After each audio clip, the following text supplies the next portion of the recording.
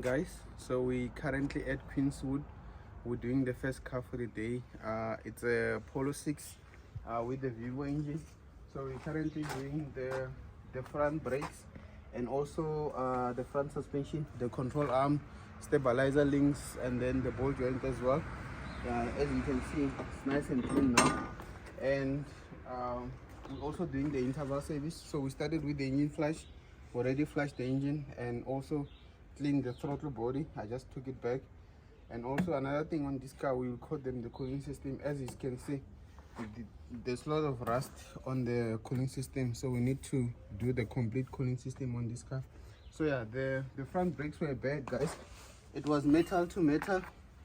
As you can see, this is the pad. It's very bad. So it was metal to metal. So yeah, the other side is not bad, but as you know, we can't do one side. We always change both. It goes in pairs, so you can't change one disc. It goes with pairs, otherwise we'll be stuck with one. So yeah, we're doing the front brakes and then the disc and the control arms as well. And guys, we're always transparent. I always stress that we show you the old parts. So this side is the old parts and that side is the new parts. We've got the control arms, we've got the ball joint, we've got the stabilizer links, and we've got the oil filter, air filter as well. And this car has been serviced by us, that's why even the old oil filter, it's original V-double parts, and we've got a new one, original V-double parts, and we're gonna be using the VW oil as well.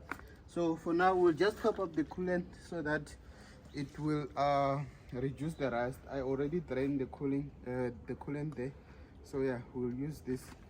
So yeah, that's it, guys. It's our first car for the day. We still have more cars in Irene and Wonder Park and Pretoria West, and yeah, the Cardinal one. So yeah, that's it, guys. Thanks for watching.